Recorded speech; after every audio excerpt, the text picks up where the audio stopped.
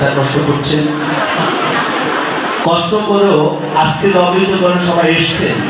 সবাইকে আমি একটু অনুরোধ করবো বিনয়ের সহিত দু একটা কথা শোনার জন্য, যেহেতু আসছেন কষ্ট হচ্ছে, যদি দু একটা বিষয় শুনে যান আশা করি আপনাদের সবারই ভালো লাগবে। সর্বজনীন পেনশন স্কিমে আজকে অবহিত করেন সভা।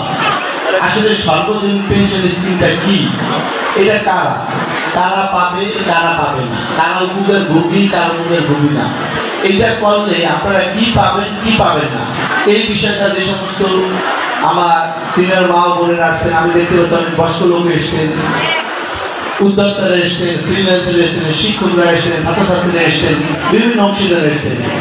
আপনাদের কথায় করতে উপকৃত হবে এবং দু একটা বিষয় শোনার চেষ্টা করেন সর্বজনীন পেনশন স্কিম কারা পাবে। প্রথমত যে কথাটা আমি স্পষ্টভাবে বলতে চাচ্ছি, সর্বজনীন পেনশন স্কিমে আমরা যারা সরকারি চাকরি করি এবং স্বায়ত্তশাসিত প্রতিষ্ঠানে যারা চাকরি করে তারা সর্বজনীন পেনশন স্কিম করতে পারবে না। কারণ আমরা যারা সরকারি চাকরি করি আমরা অলরেডি সরকারের পেনশনভুক্ত, আমরা এটা করতে পারবো না। যারা বিভিন্ন ভাতাভোগী আছে তারাও কিন্তু এটা পাবে না, কারণ সরকার এটা ইতিমধ্যে তারা সরকারি সুবিধা পাচ্ছে। তাহলে প্রশ্ন আসে, সার্বজনীন পেনশন স্কিম স্যার সরকারি কর্মকর্তারা পাবে না, বিভিন্ন ভাতাভোগীরা পাবে না, তাহলে পাবে কারা? এইটা একটা প্রশ্ন আসতে পারে আপনাদের মনে, যে সার্বজনীন পেনশন করে কারা করবে? হ্যাঁ, সমাজের সকল শ্রেণীর মানুষ সার্বজনীন পেনশন স্কিম করতে পারবে। আপনারা জানেন জাতির পিতা বঙ্গবন্ধু শেখ মুজিবুর রহমান যে স্বপ্নের সোনার বাংলার কথা বলেছেন, মাননীয় প্রধানমন্ত্রী শেখ হাসিনা যে সোনার বাংলা বিনির্মাণে কাজ করছেন এবং আমাদের নারায়ণগঞ্জ 4 আসনের মাননীয় এমপি আলা থেকে শাহিনুল স্যার নারায়ণগঞ্জ 4 আসনের উন্নয়নের জন্য যে কাজ করছেন এবং তিনি বিভিন্ন ডেভেলপমেন্টের যে কথা বলছেন সেই সমস্ত বিষয়গুলো লিখেন। সার্বজনীন পেনশন স্কিমটা ওই দিনও স্যারের ছিল, সার্বজনীন পেনশন স্কিম সম্পর্কে বলেছেন। তারা কামার কুমার জেলে তাঁতি এমপিওভুক্ত শিক্ষক বেসরকারি প্রতিষ্ঠান যারা আছে বিদেশে যারা আছে সকল শ্রেণীর মানুষ সার্বজনীন পেনশন স্কিমটা করতে পারবে। তাহলে প্রশ্ন আসে সার্বজনীন পেনশন স্কিম সম্পর্কে আমি ইতিমধ্যে অনেকের সাথে মত বিনিময় করেছি, আমরা প্রেস ক্লাবের সাংবাদিকদের সাথে মত বিনিময় করেছি, এমন কেউ নাই যার সাথে আমরা সার্বজনীন পেনশনের গুণাগুণ আমরা তুলে ধরিনি, আমরা কথা বলিনি। কেন আমরা এটা বলছি? এইটা বলছি একমাত্র কারণ মাননীয় প্রধানমন্ত্রী সোনার বাংলা বিনির্মাণে যে কাজ করছেন এই পেনশন স্কিম সম্পর্কে আপনাদের সবাইকে অবহিত করবেন। টাকা জমা দেন, অটোমেটিক্যালি আপনি দেখতে পাবেন আপনার অ্যাকাউন্টে 1000 টাকা জমা হয়েছে। কত টাকা জমা দিলে কত টাকা হবে? একটু জোরে বলেন শুনি, কত টাকা জমা দিলে কত হবে? শুনতে পাচ্ছি না, কত? হ্যাঁ, 500 টাকা জমা দিলে কত পাবেন? 1000 টাকা পাবেন। তাহলে দেখেন বিষয়টা কত ইন্টারেস্টিং। যদি আজকে ঘোষণা হতো যে উপজেলা পরিষদ এখানে আসলে প্রত্যেকে আমরা ধরেন আমরা 200 করে টাকা, জাপান কানাডা থাইল্যান্ড উন্নত রাষ্ট্রে আছে, মাননীয় প্রধানমন্ত্রী সেই বিষয়টা এখন ভেবেছেন। কেন ভেবেছেন? আপনাদের অনেকের মনে আসে যে ইতিমধ্যে এটা নিয়ে যেহেতু নির্মাণ করে অনেকের মনে আসে সার্বজনীন পেনশন স্কিমটা কেন আসলো। এটা একটা তথ্য আছে, শুধু 3টা কথা আপনারা শুনে রাখেন। 1971 সালে এদেশের মানুষের গড়াই মানে মানুষ কত বছর অ্যাভারেজ বাঁচে এরকম একটা তথ্য আছে, বিবিএস বাংলাদেশ ব্যুরো অফ পরিসংখ্যানের সাথে শিক্ষার তথ্য। 1971 সালে এদেশের মানুষের গড়াই কত বছর ছিল তার কোনো ধারণা আছে? হ্যাঁ, 1971 সালে এদেশের মানুষের গড়াই ছিল মাত্র 46 বছর। কত বছর? মানুষ কত বছর বাঁচত 1971 সালের সময়? 46 বছর বাঁচত। বর্তমানে 2023-তে স্বাধীনতার 50 বছরে এদেশের মানুষের গড়াই 26 বছর বেড়েছে। দক্ষিণ এশিয়ায় সার্কভুক্ত দেশের মাঝে শ্রীলঙ্কার গড়াই সবচেয়ে বেশি, তাদের 78 বছর। তারপরে মালদ্বীপ, তাদের গড়াই হলো 33 বছর। তারপরে গড়াই হলো বাংলাদেশে।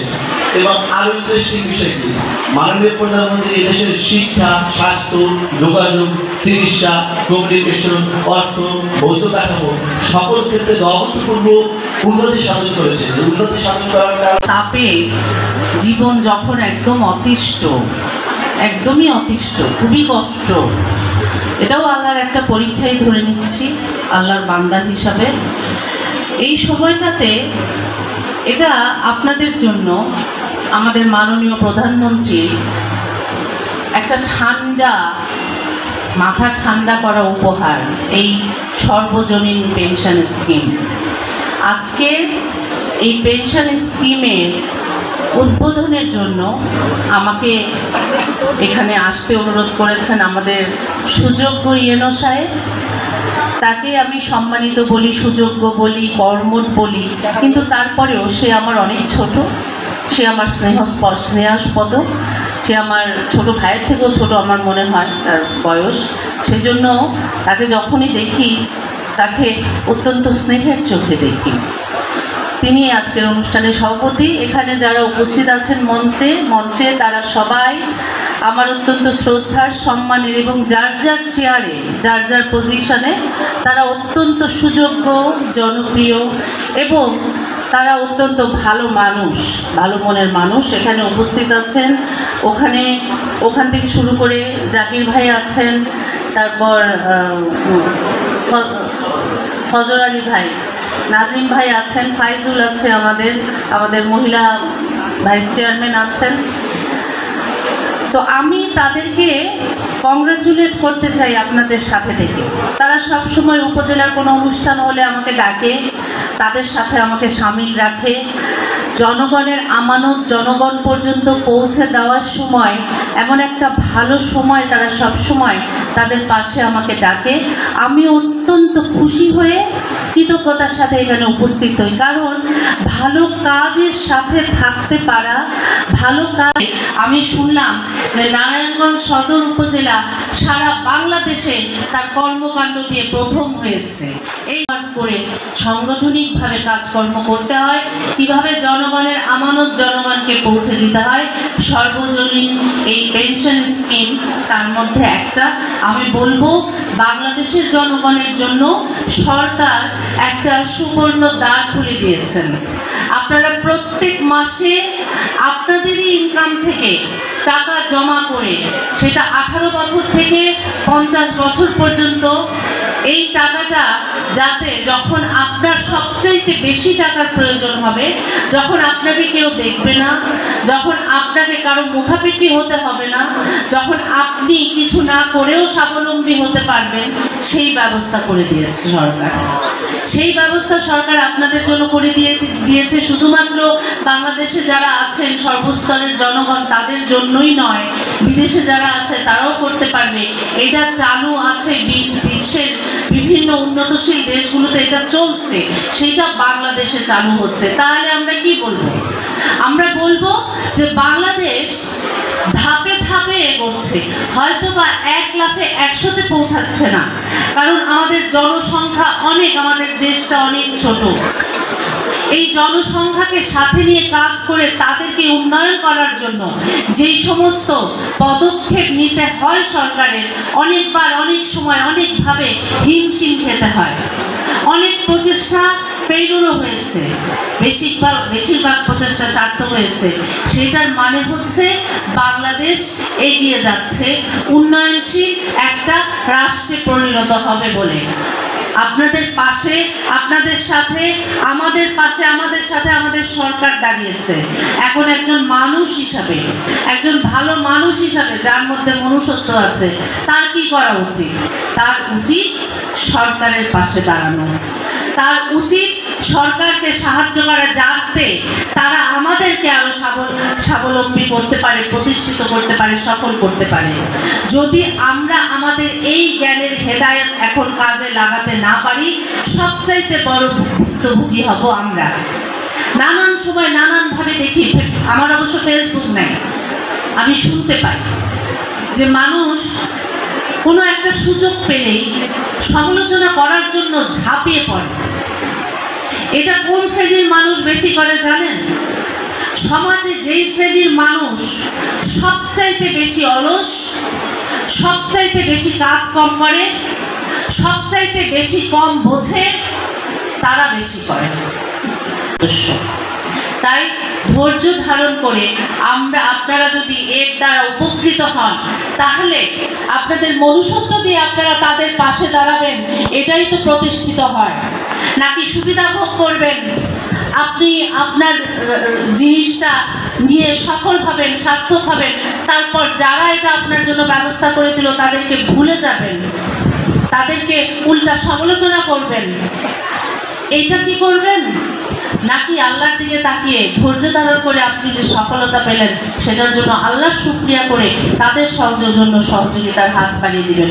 হয়তো আপনার সাহায্যের জন্য ওইরকম কোনো বড় অপশন আপনার কাছে নাই, তবে সবচাইতে বড় অপশন আরেকটা আছে, সেটা হচ্ছে আপনার মোনাজাতে তাদেরকে সামিল করা, যেন তারা আপনাদের জন্য আরো অনেক বেশি বেশি কাজ করে আপনাদের এই দেশকে, আপনাদেরকে উন্নয়নশীল করতে পারে, এই দেশ উন্নয়নশীল রাষ্ট্রে পরিণত হতে পারে। সেখানে শুধু যে সরকার করবে, শুধু যে সরকারের দায়িত্ব তা কিন্তু না, তা কিন্তু না। আমরা স্বাধীন বাংলাদেশের স্বাধীন জনগণ, আমাদের মতবাদ এখানে রাখতে হবে, আমাদের পার্টিসিপেশন এখানে রাখতে হবে, আমাদের মন মানসিকতাকে পজিটিভ রেখে এর সাথে এগোতে হবে।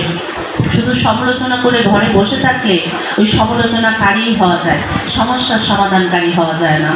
তাই আপনাদের কাছে, আপনাদের দ্বার পর্যন্ত, আমি একটু আগে শুনতে পারলাম আপনারা এখানে যারা উপস্থিত আছেন তাদের মধ্যে অনেকেই আছেন যারা সরকার থেকে কম্পিউটার পেয়েছেন, যারা উদ্যোক্তা, নারী উদ্যোক্তা এবং যারা বিভিন্নভাবে বিভিন্ন কিছুর সাথে জড়িত আছেন।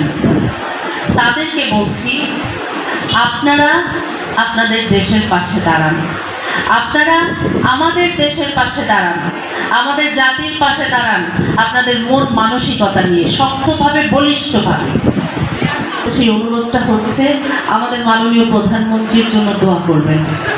তার উপর দিয়ে যে অন্যায়, যে অত্যাচার, যে নির্যাতন গেছে, উনি তার সব কিছু অন্তরে ধারণ করে, মাথার ভিতর ভরে রেখে উনি বাংলাদেশের জন্য, বাঙালির জন্য সার্ভ করে যাচ্ছেন।